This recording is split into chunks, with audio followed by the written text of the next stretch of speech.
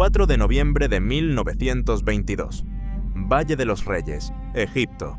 Un arqueólogo británico llamado Howard Carter está a punto de cometer el descubrimiento más famoso de la historia de la arqueología. Y sin saberlo, está a punto de caer en una trampa de 3.300 años. Lleva 6 temporadas excavando en el mismo lugar. Su patrocinador, Lord Carnarvon, está a punto de retirarle la financiación. Esta es su última oportunidad. Y entonces, un niño egipcio que lleva agua al campamento tropieza con un escalón de piedra enterrado bajo la arena. Carter lo mira. Es el primer peldaño de una escalera. Al final de esa escalera, sellada durante más de 3 milenios, está la tumba KV62, la tumba de Tutankamón. Lo que Carter encuentra dentro ciega al mundo. Más de 5.000 objetos, carros dorados, tronos incrustados de lapislázuli, joyas, estatuas, alimentos rituales. Y la pieza que definiría el siglo XX, egiptológico, una máscara funeraria de oro macizo, 11 kilos de metal precioso, incrustada con obsidiana, cuarzo y piedras semipreciosas, moldeada para reproducir las facciones de un joven rey hermoso, sereno, divino. Durante 100 años, esa máscara nos ha vendido una mentira. Nos hizo creer en un rey guerrero, un adolescente tocado por los dioses, un faraón joven y fuerte cuyo misterio solo consistía en entender por qué había muerto tan pronto. Durante un siglo, revistas, documentales y libros escolares repitieron la misma imagen: el niño rey, el joven dios, el faraón dorado. Pero la ciencia acaba de arrancar esa máscara de oro. Los escáneres de tomografía computarizada y los análisis genéticos modernos han revelado algo completamente distinto. Detrás del esplendor había un adolescente gravemente enfermo, un cuerpo deformado, un joven que apenas podía caminar sin muletas, un paladar hendido, un pie zambo, huesos en descomposición, un sistema inmunológico colapsado y sangre, literalmente, podrida por generaciones de decisiones familiares que la ciencia moderna clasifica como aberrantes. Y lo peor no es la enfermedad, lo peor es la causa. Porque el sufrimiento de Tutankamón no fue un accidente biológico. Fue el resultado directo de un secreto familiar tan oscuro que el imperio egipcio entero intentó borrarlo de la faz de la tierra durante más de 3 milenios. Un secreto de incesto extremo, fanatismo religioso, asesinato brutal y venganza histórica. Esta es la verdadera historia del niño rey, y no se parece en nada a la que te contaron. Para entender lo que le ocurrió al cuerpo de Tutankamón, tienes que olvidarte de Tutankamón durante unos minutos. Porque el origen de esta tragedia no empieza con él, empieza con su padre, y con una de las decisiones más extrañas y destructivas que ningún faraón tomó jamás.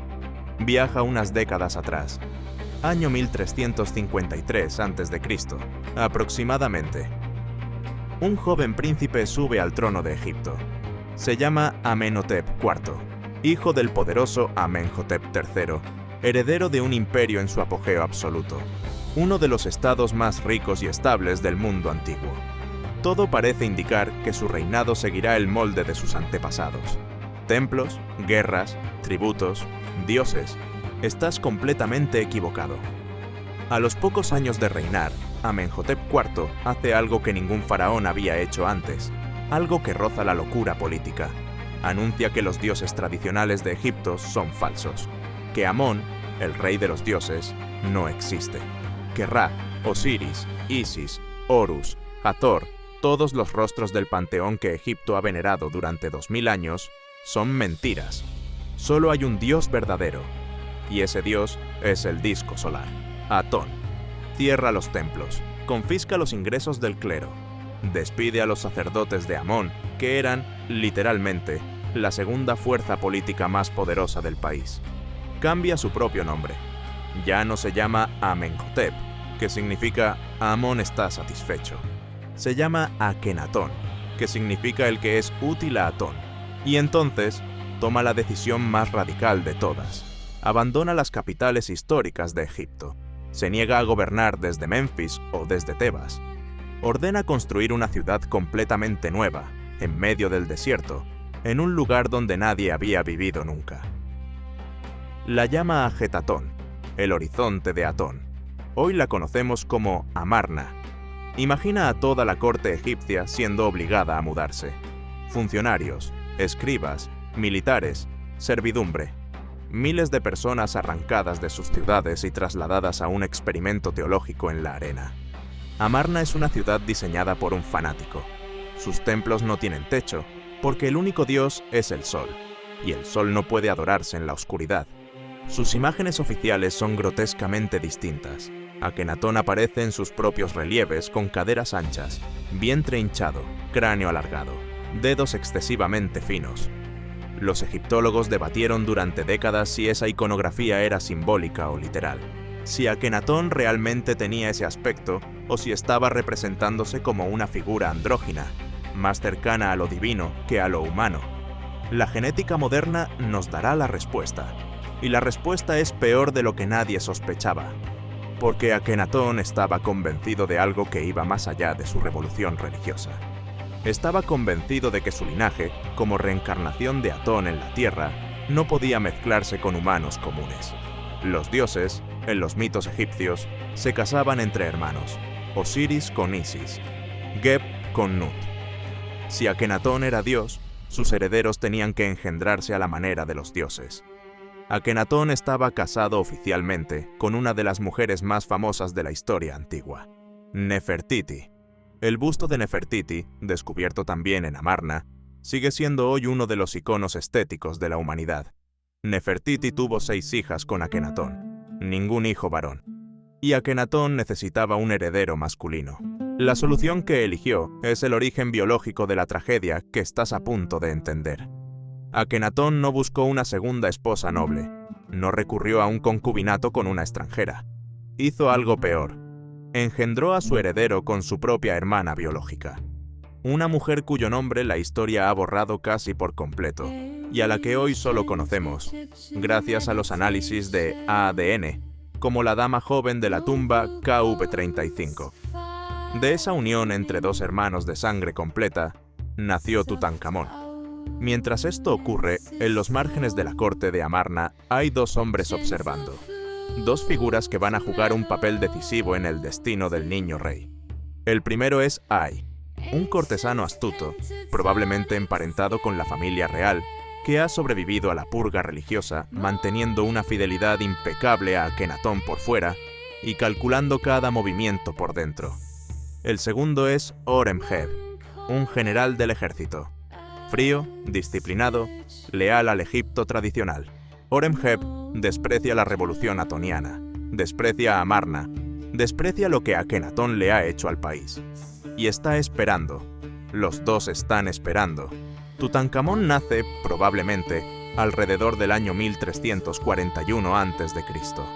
Un niño pequeño, frágil, nacido de una consanguinidad absoluta, hermano con hermana.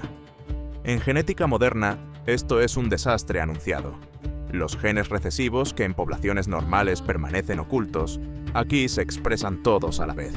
Malformaciones, defectos de nacimiento, enfermedades autoinmunes, un sistema inmunológico que no sabe defenderse de infecciones básicas.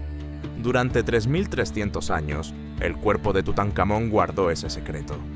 Hasta que en el año 2010, un equipo internacional de científicos dirigido por Zahi Hawass publicó los resultados del estudio genético más exhaustivo jamás realizado a una momia real.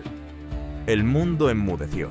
Los escáneres de tomografía de alta resolución revelaron, uno tras otro, los estragos que la endogamia había causado en el cuerpo del niño rey. Tutankamón tenía un paladar hendido, una malformación del techo de la boca que probablemente le dificultaba hablar con claridad. Tenía escoliosis severa, una columna torcida que le obligaba a inclinarse cuando caminaba.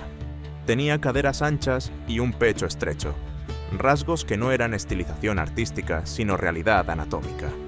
Pero el hallazgo más revelador estaba en su pie izquierdo. Tutankamón sufría de necrosis ósea avanzada en varios huesos del pie. Los tejidos se estaban muriendo en vida, pudriéndose dentro del zapato. Combinado con un caso severo de pie equinovaro, conocido popularmente como pie zambo, esto significaba algo muy concreto.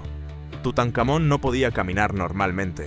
Cada paso era doloroso, cada día requería apoyo. Y aquí entra uno de los detalles más inquietantes de su tumba. Cuando Howard Carter catalogó los 5.000 objetos depositados junto al cuerpo del faraón, encontró algo que durante casi un siglo los egiptólogos interpretaron mal. Más de 130 bastones. Bastones de madera, de oro, de marfil, decorados con escenas religiosas. Carter los clasificó como bastones de mando, símbolos ceremoniales del poder del rey. Los análisis modernos demuestran lo contrario. Esos bastones no eran símbolos, eran herramientas. Los extremos muestran desgaste real, manchas de uso prolongado, marcas de presión donde la mano del rey se apoyaba día tras día. Tutankamón no fue enterrado con 130 símbolos de autoridad. Fue enterrado con 130 muletas, una para cada etapa de su vida, una para cada faceta de su sufrimiento.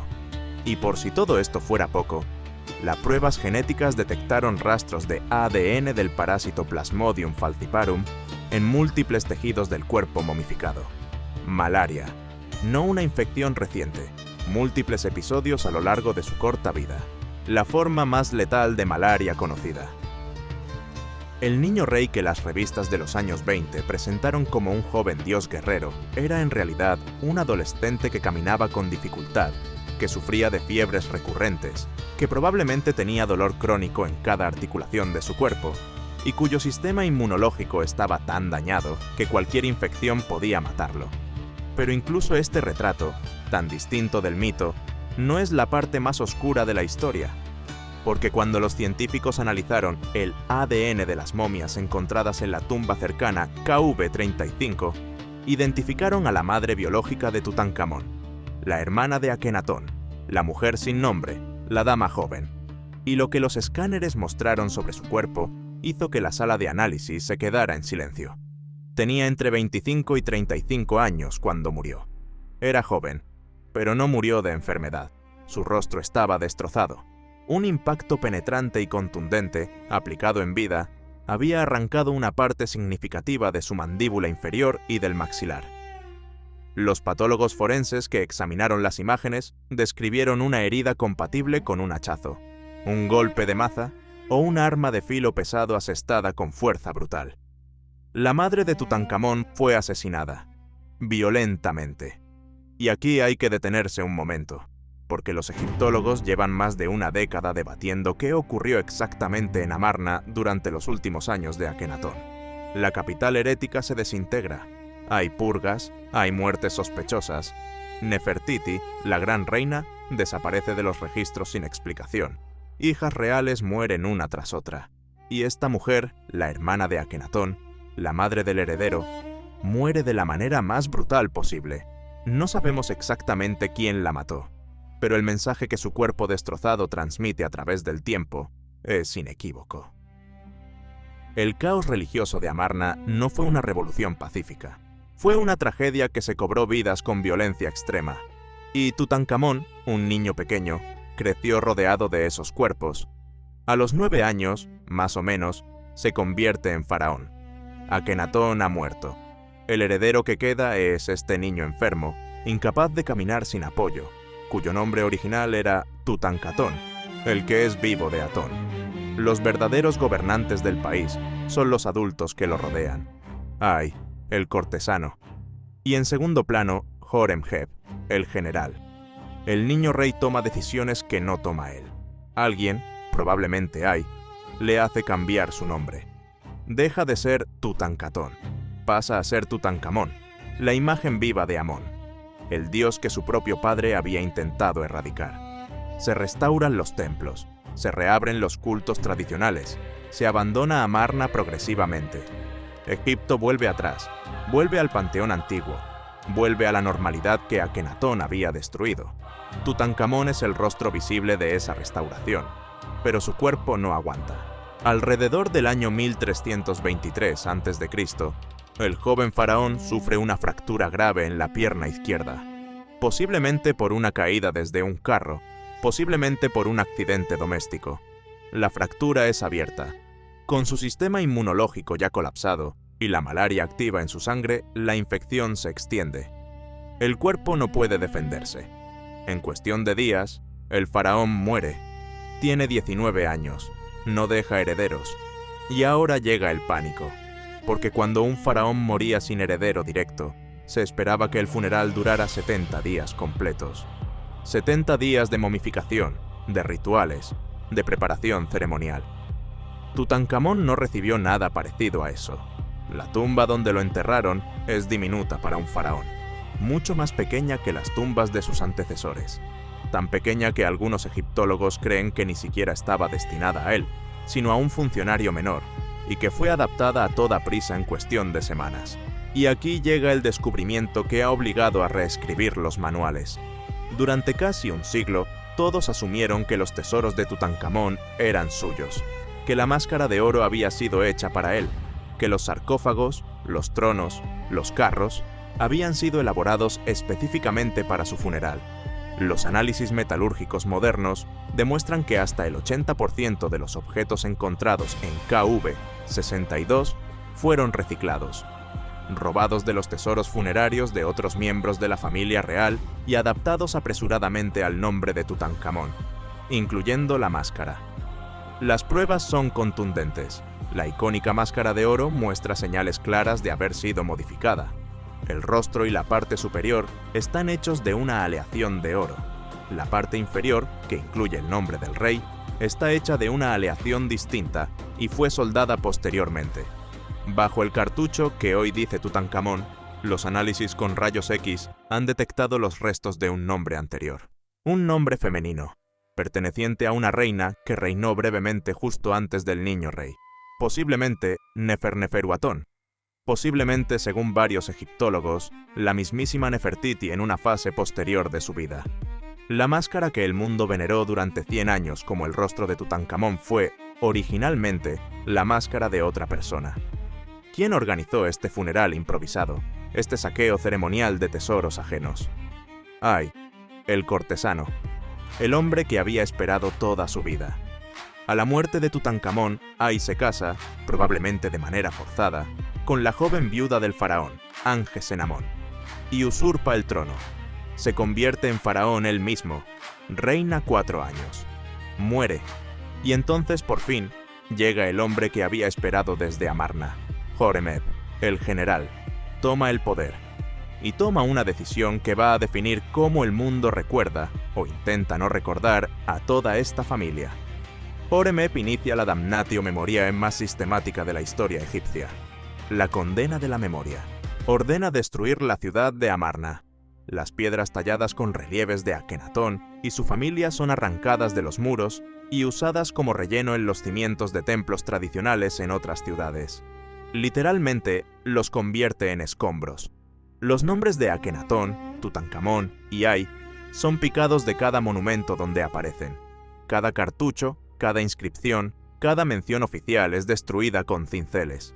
Y cuando llegan los faraones posteriores, la operación de borrado se completa. En la lista de reyes de Abidos, uno de los documentos oficiales más importantes de la historiografía egipcia, grabado en el templo de Seti I, aparecen los nombres de todos los faraones legítimos en orden. Akenatón no está, Tutankamón no está, Ay no está. La historia oficial salta directamente de Amenhotep III a Horemheb, como si los decenios intermedios no hubieran existido, como si el niño rey nunca hubiera respirado. El objetivo era borrarlos de la eternidad. Y aquí está la ironía más asombrosa de toda la historia antigua.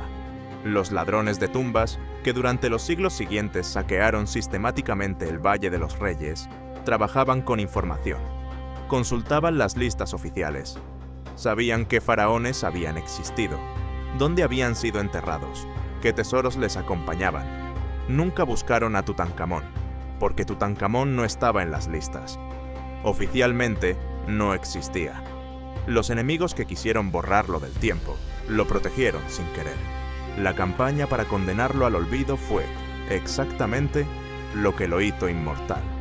Mientras las tumbas de Seti I, de Ramsés II, de Ramsés III y de casi todos los grandes faraones fueron saqueadas, vaciadas, dinamitadas por la codicia antigua, la pequeña tumba de un rey borrado permaneció intacta bajo la arena. Tan modesta, tan irrelevante según los registros oficiales, que cuando los trabajadores construyeron la tumba de Ramsés VI justo encima, cubriendo la entrada de KV-62 con sus escombros de obra, nadie notó nada.